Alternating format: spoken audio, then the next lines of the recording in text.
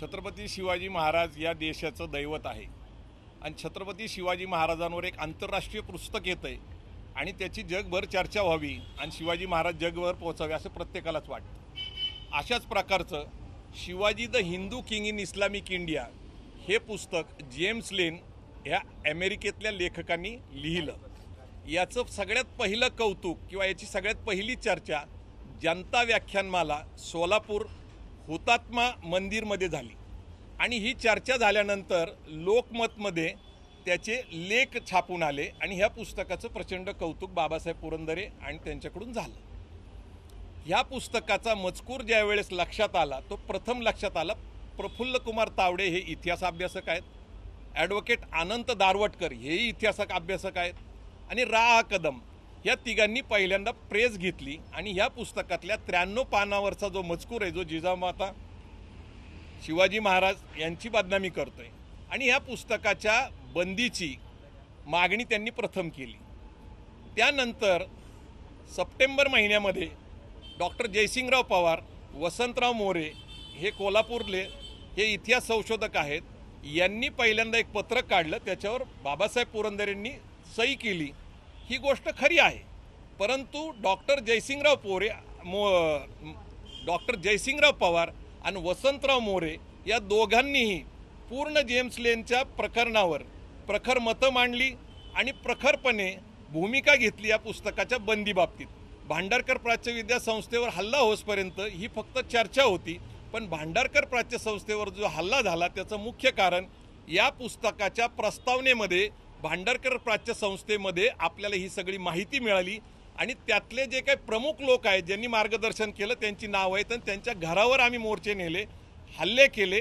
ही गोष्ट अत्यंत बरोबर आहे, परंतु वसंतराव मोरे सर आणि जयसिंगराव पवार सर हे शेवटपर्यंत लढाई लढले। ज्या बाबासाहेब पुरंदरेंचं पत्र दाखवून आज सांगितलं जातंय की त्यांनी अशा पत्र लिहिलं होतं ऑक्सफर्ड युनिव्हर्सिटीला, परंतु त्या पत्राव्यतिरिक्त आज मलाही आश्चर्य वाटतं हे पत्र ज्यावेळेस बाहेर आलं मग सार्वजनिक जीवनात ते पत्र का आलं नाही, प्रेसला ते पत्र का आलं नाही, आणि जर तशी त्यांची प्रामाणिक भूमिका होती तर जेम्स लेनला प्रखर विरोध करण्यासाठी ते कुठं रस्त्यावर आलेले दिसत नाही, कुठली पत्रकार परिषद घेतलेली दिसत नाही आणि त्यांचे शिष्य ज्यांना ते गुरुस्थानी मानतात असे राज ठाकरे आज 16, 17, 18 वर्षांनंतर भूमिका घेतात आणि पाडव्याच्या मनसेच्या सभेमध्ये भूमिका घेतात आणि जेम्स लेनचा उल्लेख करतात। कालही ठाण्यामध्ये ते उल्लेख करतात। मी सगळ्यात पहिल्यांदा इतक्या वर्षाने गाडलेले मुडदे बाहेर काढण्यासाठी मी राज ठाकरेंचा प्रथम निषेध करतो। माझा पहिला प्रश्न असा आहे की ज्यावेळेस शिवसेनेचे कार्यकर्ते त्यावेळेसचे शहराध्यक्ष रामभाऊ पारेख यांनी श्रीकांत बहुलकर जे जेम्स लेनचे पहिल्या पुस्तकाचे सहलेखक होते आणि याच्यामध्ये प्रकर्षाने त्यांचा उल्लेख अनेक वेळा दिसतो, बाबासाहेब पुरंदरेंचा उल्लेख या ठिकाणी दिसतो, त्या श्रीकांत बहुलकरांना पहिल्यांदा काळं फासण्यात आलं। त्यांना काळं फासलेलं शिवसैनिकांनी, त्यानंतर त्यांची माफी मागायला घरी जाऊन राज ठाकरे गेले, त्यांनी बहुलकरांची माफी मागितली। त्याच्यानंतर जेम्स लेन प्रकरणामध्ये राज ठाकरे कुठंच दिसत नाहीत।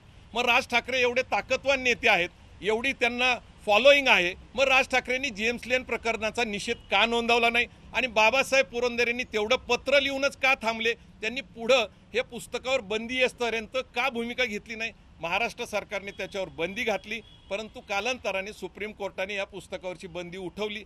जरी बंदी होती तरी त्या काळामध्ये आपल्या एअरपोर्टवर ते पुस्तक अवेलेबल होतं, क्रॉसवर्डमध्ये अवेलेबल होतं। याच्यातला तो मजकूर वगळावा अशी ऑक्सफर्ड युनिव्हर्सिटीला आम्ही स्वतः पत्रव्यवहार केले होते। जेम्स लेनबरोबर माझे 3 वेळा ईमेल कॉन्व्हर्सेशन झालेले, जेम्स लेननी मान्य केलेले आहे सगळ्या गोष्टी आणि ऑक्सफर्ड युनिव्हर्सिटीचं पुण्यातलं टिळक रोडचं सुद्धा कार्यालय संभाजी ब्रिगेडनी फोडलं होतं।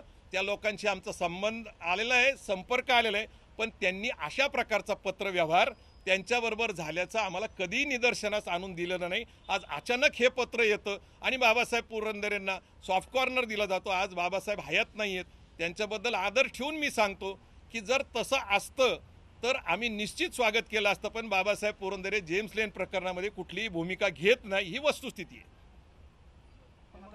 भूमिका घेत नाही याचा अर्थ एकीकडे पत्र लिहून जर त्यांनी मागे ऑक्सफर्ड पब्लिकेशनला ही विनंती केलेली होती हे पुस्तक मागे घ्यावं म्हणून, तर त्याबाबत त्यांनी भूमिका घेतली नाही असं कसं म्हणू शकता संभाजी? नाही, मुळात काय आहे, डॉक्टर जयसिंगराव पवार आणि वसंतराव मोरेंनी हे पत्र बनवलेले आणि त्याच्यावर त्यांची एक इतिहासकार म्हणून सही घेतलेली आहे। सही घेणं सही देणं इथपर्यंत ठीक होतं. जे छत्रपती शिवाजी महाराजांचं नाव घेऊन जगले, ज्यांनी एवढं नाटकं केली, एवढी राजा शिवछत्रपतीच्या प्रती खपवल्या, शिवाजी महाराजांबद्दल आपल्याला प्रखंड प्रेम असं दाखवलं, त्यावेळेस शिवाजी महाराजांची बदनामी होतीये, त्यांच्याबद्दल काही आक्षेपकारण लिहित आहेत, तर त्याचा निषेध त्यांनी नोंदवला पाहिजे. ज्यावेळेस राज ठाकरेंनी बाबासाहेब पुरंदरे यांची रायगडावर मुलाखत घेतली होती, त्यावेळेस हा प्रश्न आला होता समोर. त्यावेळेस त्यांनी त्यांना विचारलं की बाबासाहेब याच्याबद्दल तुमचं काय मत आहे, तर ते म्हणले की इतिहासात काही वेळेस कोळसा सुद्धा असतो, तर तो उघडायचा का, असं त्यांनी म्हटलं. याचा अर्थ बाबासाहेब पुरंदरेंना काय म्हणायचा होता ते तुम्ही निश्चित लक्षात घ्या.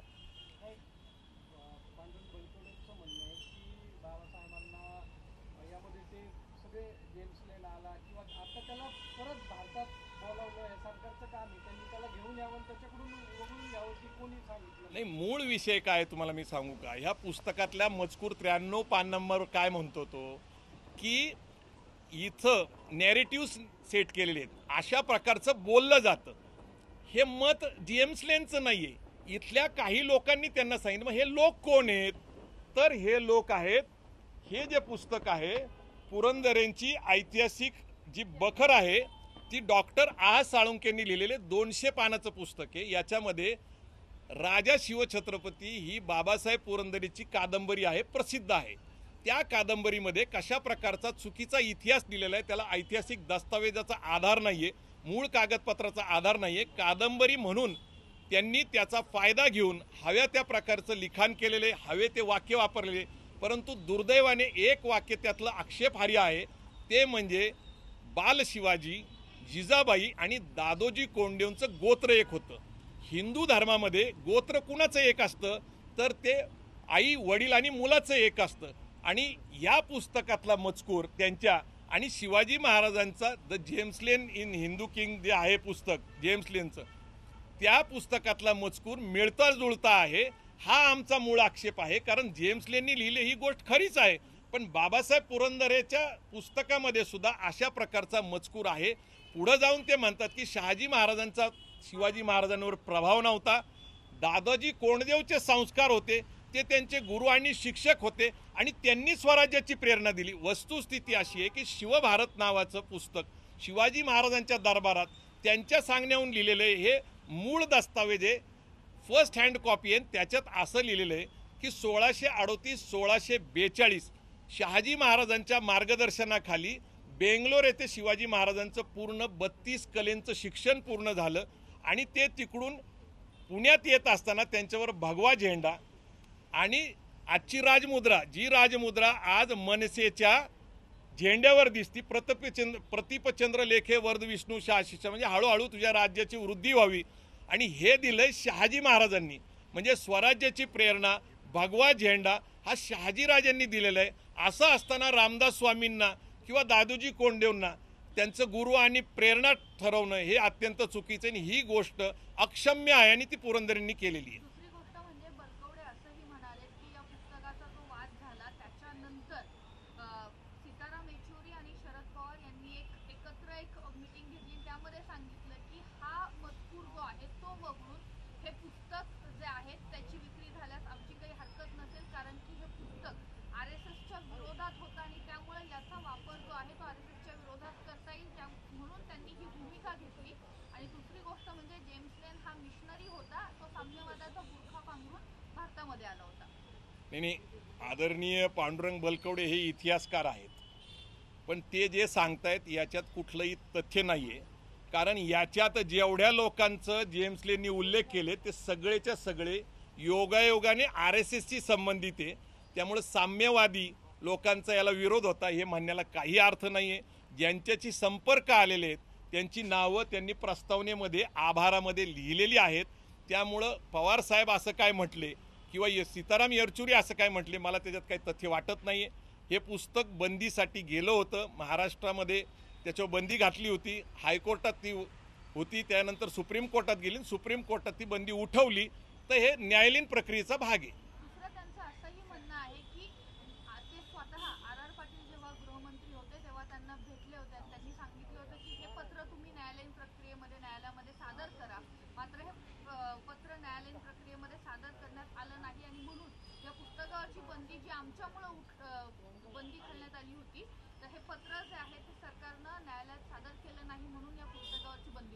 म्हणजे सरकार कमी पडलं थोडक्यात. डॉक्टर पांडुरंग बलकवडे जे इतिहासकार आहेत, आता डॉक्टर ऐकणे मला माहीत नाही खरं, इतिहासकार पांडुरंग बलकवडे हे जे सांगतात याच्यात कुठल्याही प्रकारचं तथ्य नाही आहे.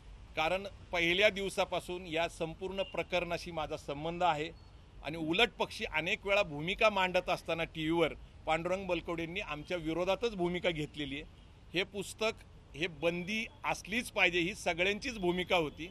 त्यामुळं ते जे सांगतायत त्याला काहीही आधार नाही आहे, फक्त दिशाभूल करण्यासाठी करतायत. कारण आज त्यांचे हे प्रकरण अंगलट आलेलं आहे म्हणून ते दिशाभूल करतायत. त्यांचं म्हणणं आहे की जेम्स लेनला या सरकारने, केंद्र सरकारने घेऊन यावं भारतात आणि त्याच्याकडून वधून घ्यावं की त्याला कोणी माहिती दिली. नाही, जेम्स लेनला भारतात आणण्याने प्रश्न सुटत नाही. कारण अशा प्रकारचं बोलणं महाराष्ट्रात होतंय आणि ते कुठल्या भागात होतंय हे प्रत्येकाला माहीत आहे. याचं कारण इथल्या धर्मांधदय लोकांचं सुप्रिमेसी, वर्चस्व, मी याच्यात खूप खोलात जाऊन बोलू शकतो, परंतु आज ती वेळ नाही आहे. मुळात याच महाराष्ट्रामध्ये छत्रपती शिवाजी महाराजांबद्दल असं अपमानकारक बोललं जातं, असंच लिखाण आहे. तर ते जे लिहिलंय ते जेम्स लेनचं मत नाही आहे, तर इथं त्यांच्या संपर्कात आलेल्या लोकांचं आहे. तर त्यांच्यात शोध घेतला पाहिजे, त्यांची नॉर्को टेस्ट केली पाहिजे ज्यांची नावं आहेत, आणि त्यातनं शोधलं पाहिजे की हे जेम्स लेनला कुणी सांगितलं. जेम्स लेनला अमेरिकेतनं इथं आणणं हा आंतरराष्ट्रीय कायद्याचा भाग आहे. गुन्हेगार हस्तांतरांचा एवढा काही सोपा विषय नाही, पण गुन्हेगार महाराष्ट्रातच आहे, पुण्यातच आहेत. त्यांची संघटना म्हणजे ही जे पुस्तकात नाव आहे त्यांची नॉर्को टेस्ट करावं अशी मागणी तुमची. हा, तशी करा. त्यातले अर्धे तर वर गेलेत. नाही पण ते सविस्तर सांगा ना. हा, नाही म्हणजे नॉर्को टेस्ट करा. कारण हे असं कोण बोलतं, तर मी तुम्हाला सांगू शकतो. आम्ही ज्यावेळेस कोर्टात सादर केलं तर 3 ठिकाणी असे आम्हाला पुरावे मिळाले की अशा प्रकारचं बोलणं या ठिकाणी होतं. म्हणजे तुम्ही म्हणू शकता सदाशिवपेठ, नारायणपेठ आणि कोथरूडच्या भागामध्ये अशा प्रकारचे बोललेलं आम्ही काय म्हणतो आपण पुराव्यानिशी कोर्टात सादर केलं होतं. त्याला आपण ॲफिडेव्हिट दिलं होतं, आम्ही दिलं होतं. राज ठाकरे असंही म्हटले की शरद पवार, संभाजी ब्रिगेड शरद पवारांचं ब्रँच आहे आणि जातीय वाद जो आहे तो वाढवण्यासाठी या संघटनेला त्यांनी जन्माला घातलं होतं राष्ट्रवादीच्या स्थापनेनंतर. प्रत्यक्षात खरी परिस्थिती नेमकी काय? संभाजी ब्रिगेड ही संभाजी ब्रिगेड आणि शरद पवारांचा संबंध काय? संभाजी ब्रिगेड ही संघटना 1990ला 1 सप्टेंबरला मराठा सेवा संघाची स्थापना झाल्यानंतर एक तरुणांची संघटना म्हणून स्थापन झाली. जिजाऊ ब्रिगेड ही महिलांची संघटना म्हणून स्थापन झाली. त्या संघटनेच्या स्थापनेपासूनच शिवराय फुलेशाह आंबेडकर हा बहुजनवाद घेऊन समाजामध्ये काम करायचं. कारण त्याच्यापूर्वी 80 ते 90च्या दशकामध्ये दलित मराठा संघर्ष मोठ्या प्रमाणामध्ये पेटला होता. त्याचं कारण होतं नामांतराचं होतं, मंडल कमिशनला विरोध असेल किंवा रिडल्स पुस्तक मराठा महासंघाने जाळलं होतं. ते सामाजिक जी काही तेढ निर्माण झाला होता तो संपुष्टीत येऊन बहुजन समाजामध्ये एक संवादाचं वातावरण तयार व्हावं म्हणून शिवराय फुलेशाह आंबेडकरांच्या विचाराची ही संघटना काम करायला लागली. ज्यावेळेस पवारसाहेब हे काँग्रेसमध्ये होते. 1999ला म्हणजे 90 नंतर 9 वर्षाने राष्ट्रवादीची स्थापना झाली. त्यामुळे पवारसाहेबांनी ही संघटना स्थापन केली या म्हणण्याला कुठलाही आधार नाही आहे आणि तसा कुठलाही पुरावा नाही आहे. परंतु राष्ट्रवादी काँग्रेस असेल, समाजवादी विचारसरणीचे लोक असतील, आंबेडकरी विचाराचे लोक असतील, त्यांच्या आणि ते आमच्या भूमिका सारख्या राहतात. कारण आम्ही एका विचारसरणीचे लोक आहोत. शिवराय फुलेशाह आंबेडकरांची विचारसरणी जर राष्ट्रवादीने स्वीकारली असेल आणि शरद पवार जर जातीने मराठा असतील आणि आम्ही मराठा संघटना चालवत असेल तर त्यांच्यात मेळ घालण्याचा प्रयत्न केला जातो. परंतु त्याला ऐतिहासिक असा कुठलाही पुरावा नाही आहे आणि तशा प्रकारची भूमिका नाही आहे. परंतु ज्यावेळेस राष्ट्रवादी काँग्रेस सत्तेत होती आणि आम्ही आरक्षणाचा मुद्दा मांडत होतो त्यावेळेस आम्ही राष्ट्रवादी काँग्रेसच्या सरकारच्या विरोधात भूमिका घेतलेली आहे, अनेक वेळा घेतलेली आहे. आमच्या मुलांवर अनेक वेळा गुन्हे दाखल झालेले आहेत, त्यावेळेस ते सत्तेत होते त्यावेळेस. त्यामुळं अशा प्रकारचं शरद पवारांशी आमचं नातं जोडणं हे काही संयुक्तक नाही. परंतु शरद पवारांना जातीवादी म्हणणं हे सुद्धा बरोबर नाही. याचं कारण असं आहे की पवारसाहेबांनी 1990मध्ये समाज कल्याण मंत्री म्हणून रामदास आठवलेंना घेतलं. ज्यावेळेस की ते निवडून सुद्धा नव्हते आले, त्यांना विधान परिषदेवर घेतलं. त्यानंतर मधुकर पिचड यांना आदिवासी मंत्री म्हणून घेतलं. छगन भुजबळ यांना ओबीसीचा चेहरा म्हणून घेतलं. म्हणजे बहुजन समाजाचं सर्वसमावेशक राजकारण पवारसाहेब करतात. ते जातीवादी नाही आहेत. त्यांनी नामांतराचा प्रश्न सोडवला असेल, मंडल कमिशन पहिल्यांदा लागू केलं असेल, अशा अनेक बहुजन समाजाच्या हिताच्या त्या भूमिका घेत असतात. एक व्यापक वैचारिक नेतृत्व आहे. परंतु आज प्रश्न असा निर्माण झाला आहे की निर्माण झालेलं आघाडीचं सरकार याचं नेतृत्व म्हणा किंवा ते घडवून आणण्याची प्रक्रिया शरद पवार साहेबांनी केलेली आहे.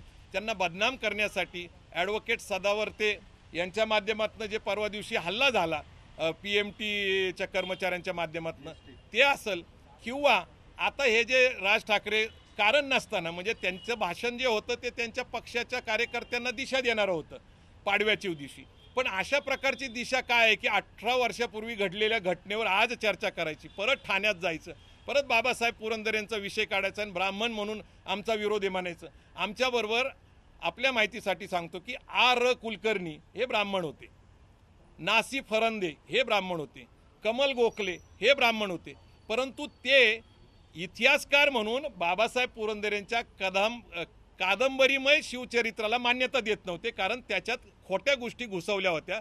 आता इथं ब्राह्मण आणि बहुजन संघर्षाचा प्रश्नच येत नाही. ऐतिहासिकदृष्ट्या काही चुकीच्या गोष्टी घुसवल्या असतील तर जे प्रखर इतिहासकार आहेत, ज्यांना असं वाटतं की खरा इतिहास लोकांना कळावा, ते बाबासाहेब पुरंदरेंना विरोध करत होते. त्यापैकी अनेक लोक ब्राह्मण पण होते. यामुळे जातीय तेढ निर्माण व्हायची शक्यता निर्माण होतीये. काय तुम्ही आव्हान करणार असं होऊ नये? नाही, मूळतः पवारसाहेब असेल, मी असेल, आम्ही सगळेजण फुलेशाह आंबेडकरांचे विचार मानणारे लोक आहोत. जाती अंताची लढाई हा आमचा उद्देश आहे, पण आरक्षणाच्या निमित्ताने आपण पाहिलं आहे की जाती ह्या प्रखर झालेल्या आहेत, टोकदार झालेल्या आहेत, आणि जाती जातीमध्ये संघर्ष होतोय हे टाळलं पाहिजे. ही गोष्ट जरी खरी असली तरी जाती हे वास्तव आहे आणि जातीमध्ये वाद नाही तर संवाद झाले पाहिजे असे आम्ही मानतो. जातीवादी आहे या म्हणण्याला काही अर्थ नाही, कारण कुठल्याही दोन जातीमध्ये सध्या अलीकडच्या काळामध्ये संघर्ष दिसत नाही. परंतु जे राज ठाकरे पवार साहेबांना जातीवादी म्हणतात ते मात्र धर्मदय आहेत. त्यांनी धर्मांधता करत हिंदू मुस्लिमांची दंगली घडाव्यात अशा प्रकारचं वक्तव्य मशिदीवरचे बोंगे काढण्याच्या निमित्ताने केलं. मग धर्मांधता असं किंवा जातीवाद असेल, दोन्हीचा आम्ही निषेध करतो आणि जातीवादही संपला पाहिजे आणि या देशातल्या धार्मिक दंगली असेल किंवा संघर्ष तोही थांबला पाहिजे. आम्ही सगळे भारतीय आहोत आणि भारतीय म्हणूनच राहणार अशी आमची भूमिका आहे. जातीवादाला आमचा प्रखर विरोध आहे.